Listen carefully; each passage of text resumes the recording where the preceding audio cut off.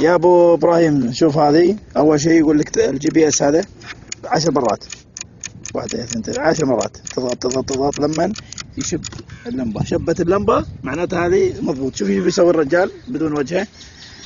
هذه تدور دورة كاملة، دورة كاملة، ثم شبتها خضر، شوف، ثم الحين يقلبها افقي وايضا دورة كاملة، افقي دورة كاملة، ثم شبت خضر مرة ثانية.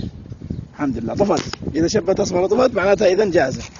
الان يحط تحت يقول لك معناتها هذه الحركة والشو الاخضر انها اذا طيرتها وطفيت الريموت ترجع نفس المكان اللي حطيت الجي بي اس. بسم الله. الرجال بيطيرها الان قدامنا. طبعا تشتغل اهم شيء الاثنين كذا، الاثنين تحت اشتغلت ما شاء الله تبارك الرحمن. وشابة فيها لمبات تشوف عشان تعرف موقعها حتى لو بالليل تصور واضحة. كيف قلت لي كم متر؟ 50. الحين صعدها فوق الآن ارتفعت 30 40 50 100 لا يا أبو عبد الرحمن شيء مهول ما شاء الله تبارك الرحمن.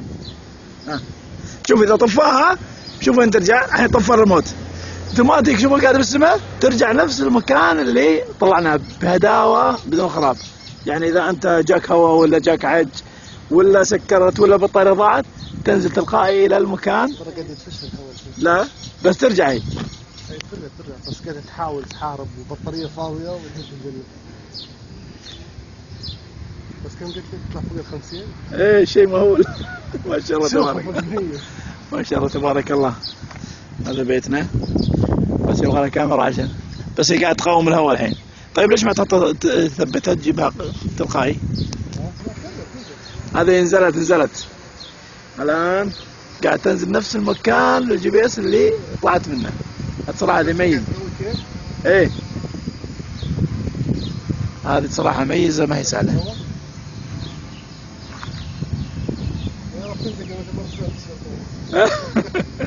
لا ان شاء الله.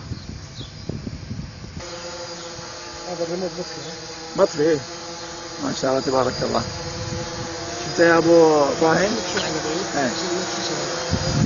هو قوي. نزلت نفس المكان مع ان الريموت مطفي ترى.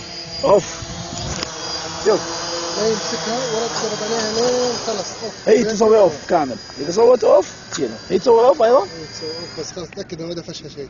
لا تلعب فيها وهي تدخل نفسها. ما شاء الله تبارك الرحمن.